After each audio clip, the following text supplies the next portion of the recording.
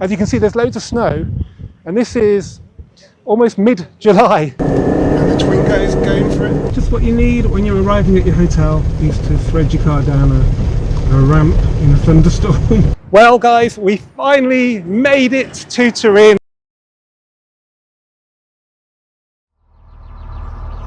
Yeah, definitely a better day so far. Bloody YouTubers. Okay, well, I don't think I've ever done this before. I had to stop because of the weather, but booking.com came to the rescue, found us this hotel, which was actually really good. It's a little bit dated inside, but it worked. And we spent 252 euros, which was for one of the better rooms up there, top left, and dinner for two in the restaurant, which was amazing. So that's good. Parking's free as well. You can end up spending 30 euros easy parking somewhere, so that all helps. And today, as you can see, the weather is markedly different. We were slightly concerned the weather was going to continue today, and it may still be a little bit crappy up in the Alps, but we should have a pretty good day today. The route we're going to take then is from here near Polizia, which is just to the west of the Swiss border in France. Then we're going to pop into Switzerland, cross the top of Lake Geneva, and then south to Martigny, and then we're going to take the Great St. Bernard Pass over the Alps down to Aosta, and then it's a pretty straightforward run to Turin from there. It's about 4-5 hours. We're going to take a bit of time to film some bits here and there, primarily as it's the Italian job route. So we're actually going to take the route of the Italian job today. Obviously he didn't make it much past the tunnel, but he was heading for Turin. He went over Great St. Bernard, so this is probably the route they took. So yeah, I'm super excited. It's not a Miura, but oh my god, it looks pretty much as good as that car. So yeah, let's finally get on our way to Turin from Domaine du Revermont. Well, I think I'm being brave driving around Europe in my car, but check this out. Finnish number plates. That's pretty much as far as Russia on this Triumph.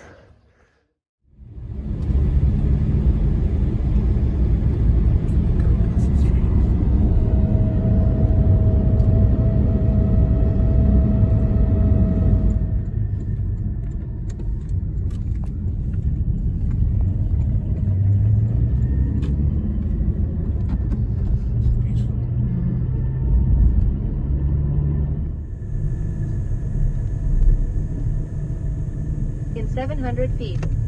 At the roundabout, take the second exit on E23. Well, this is the Swiss border on the day after England beat them in the quarterfinals of Euro 2024. Probably not the best day for a Brit to be heading into Switzerland, but my UK sticker is pretty well hidden there, so that's good. I've had to buy my 2024 vignettes, which is about 40 something euros, allows you to drive anywhere in Switzerland. So, you know, there's some pretty good roads, they're worth paying for. Just don't get busted for speeding. Et voila. Now we're at the border. We're going to go across the top of Lake Geneva and then down to Martigny, and then we start the climb that Roger Beckerman does in the Italian job on the Great St. Bernard Pass en route to Turin, hopefully, weather permitting. Stopped by the Swiss Guards because that is a very weird number plate. Oh. Anyone know what that is?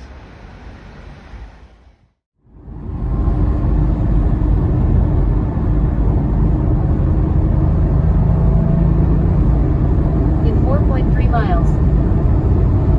Keep right to A9 towards Simplon, Vevey.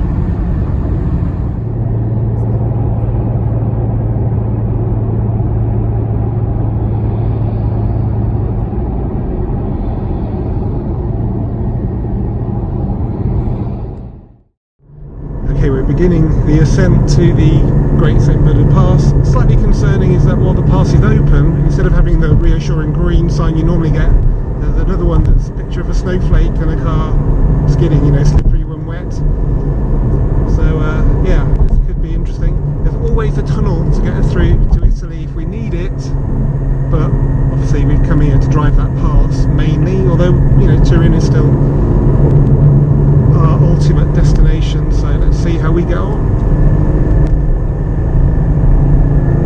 In 4.3 miles. At the roundabout, continue straight.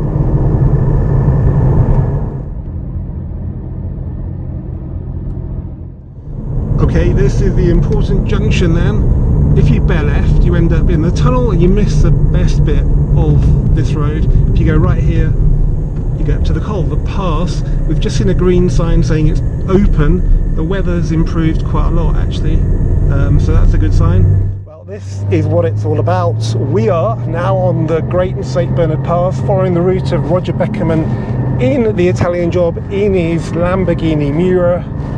We've driven from England to here in probably not the best car for the longer bit of the journey on the motorways and in the awful weather, but we've done that because when we get here, this car is made for these roads. It's also made for working on track, but I think this kind of driving is a lot more enjoyable in a GT4. So we've got the dampers in standard mode because it isn't the best surface. Auto blip on, and we've got the cylinder on demand bit off because that gets a bit annoying.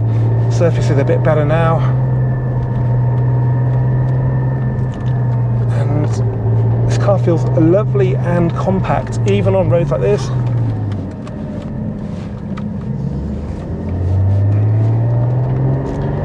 And just look at this. This is the first gear corner in a GT4.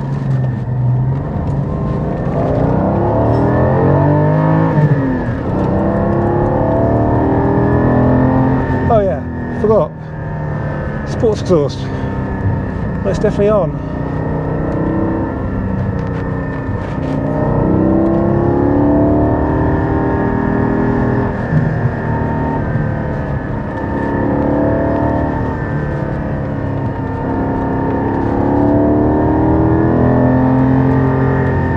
Yeah, quite a bit of snow around here, which is I think quite unusual for July, but the weather has been atrocious. As you saw yesterday, what you saw on the ground translates to snow at these heights. It's about like 2,000 metres above sea level. Porsches and an MGS. It's probably having its little head gasket cool down.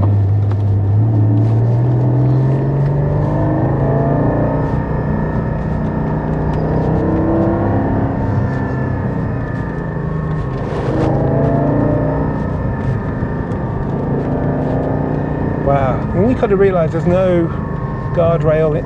Well, there is a guardrail, but it's not everywhere. And when you've got a rear-wheel drive car, you can probably need a guardrail everywhere.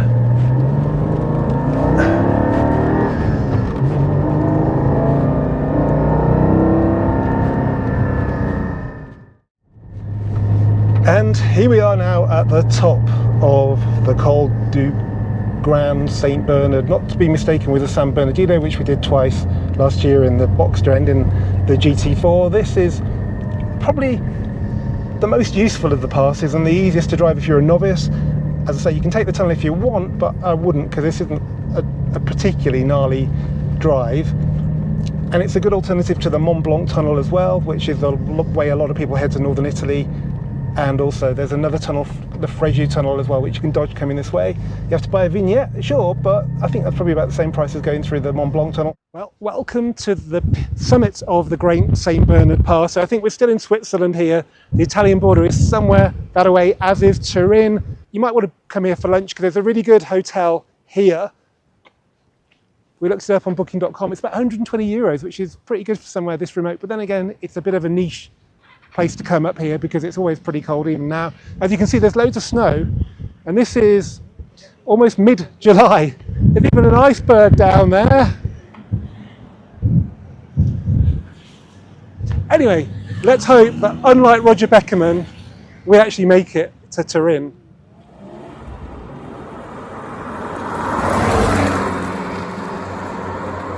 Okay, it's 4 o'clock on day 3. And we're just descending the Great St Bernard Pass at a much slower pace, as you can probably guess Kate is pleased about, because, well, you know what it's like. You're in this car, you're on a pass, you know. But yeah, Kate's a very good passenger, aren't you? Thank you. I hope so. I'm quite tired now, but yeah. We've done a lot of filming, haven't we? And a lot of up and down the pass a few times. Yeah, I thought this time I'd actually try and film an Italian job title sequence on the pass it was filmed, and actually get Kate to get out of the car and get some of the shots. They actually didn't use an awful lot of shots in that, but the ones they did use, you kind of really need to replicate to get the full feel. of it, so we've done that. But I can't post it on YouTube and earn any money from it because the money goes to the music, what's his name, Matt Monroe. But I'll still do it. Anyway, the nav says we've got just over an hour and a half to Turin.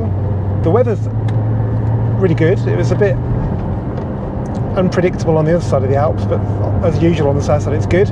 We haven't got anywhere booked in Turin, primarily because nowhere seems to offer parking where you can be kind of confident your car's going to still be there in the morning.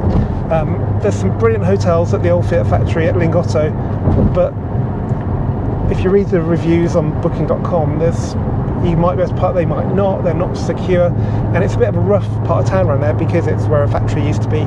So we're going to go central into a paid car park that's by a hotel that we know should be quite good, but we're just going to reserve judgment until we get there and book it from the car park again. There are alternatives. If we go further out, it's obviously easier to park at hotels, but we want to be central in Turin. So yeah, even this isn't simple. Even when the weather's good, it all still depends on many factors, but we're pretty laid back, and with booking.com app on our phones and copious amounts of 5G, we should find a bed for the tonight and some pasta.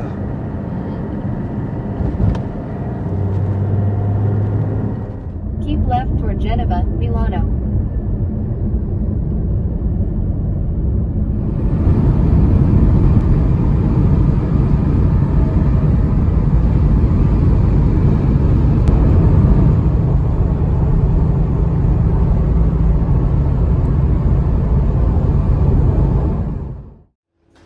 Proper coffee in this Italian services. People love these espressos. Even at this time of day, they come in here, have one of those, get back on the motorway, and yeah, they're fired up.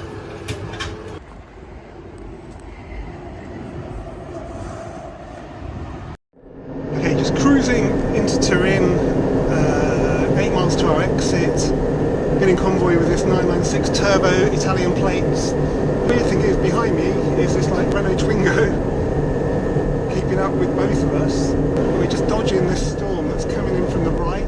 It's really dark, really scary, and the Twingo's going for it.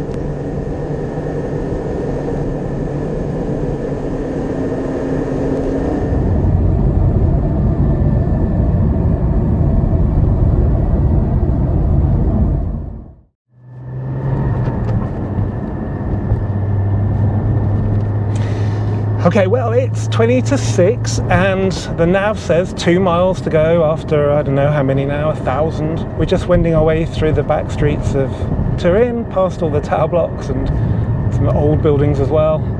The weather looks like it's closing in again. Does that mean we can go? I think it does.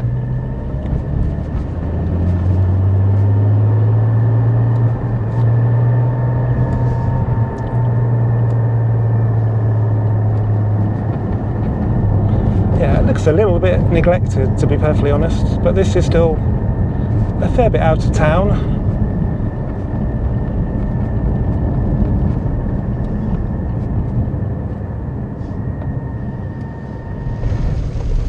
Well, just what you need when you're arriving at your hotel is to thread your car down a ramp in a thunderstorm.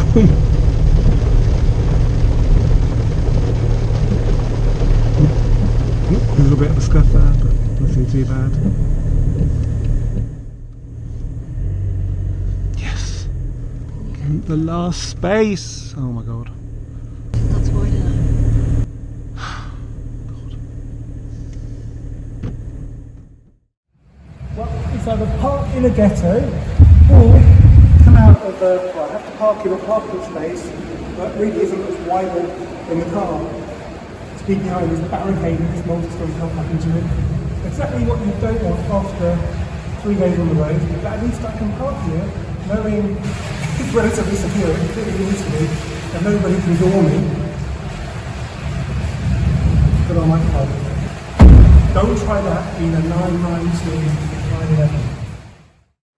Well guys, we finally made it to Turin, and I brought my Lavazza plated car to the Lavazza Museum. All this site is Lavazza's. There's a museum, there's a restaurant, all sorts. It's one of the biggest employers in Turin. It's taken the place of Fiat, which doesn't really make an awful lot of cars around here anymore. It's just starting to rain. We've been lucky with the weather. And yeah, big thanks for watching. Keep subscribing, keep commenting, and I'll see you for the next one very soon, which might be a tour of Turin, where we have a look at the locations for the Italian job. So yeah, keep a lookout for that. Now it's time for a coffee.